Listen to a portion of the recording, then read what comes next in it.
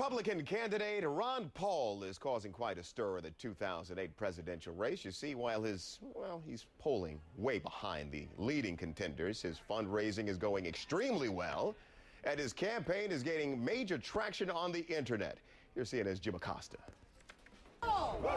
Nobody is more surprised by the success of Republican presidential candidate Ron Paul than Ron Paul. Have you come to grips with what's happening with your campaign? Probably not completely, because it's still pretty shocking to me. That is so nice. Shocking because this little-known congressman from Texas has crashed the party in the race for the GOP nomination.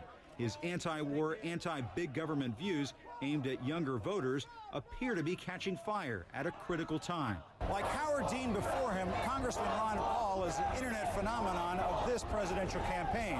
The lion's share of his donations come from online supporters, and one of the signs you'll often see among his crowds is Google Ron Paul.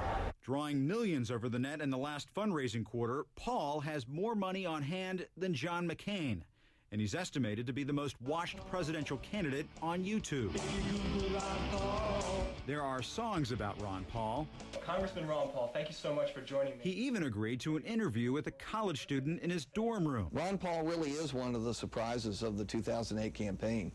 I think in the beginning, most people thought that he would be a very minor candidate and really wouldn't be much heard from. Paul changed that with his chief issue, Iraq.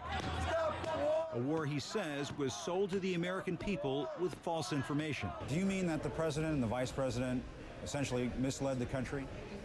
Well, we were misled. What you can't read is into their minds and their motivation. While Paul supporters like his views on the war, he wants to get us out of Iraq. He's not giving a timeline. His liberal followers may not realize Paul, also an OB/GYN doctor, is a vocal abortion opponent. You take the pro-life issue, not sending kids off to war and not having a draft is very pro-life. A one-time libertarian candidate for president, Paul opposes most military spending overseas, the war on drugs, and national health care.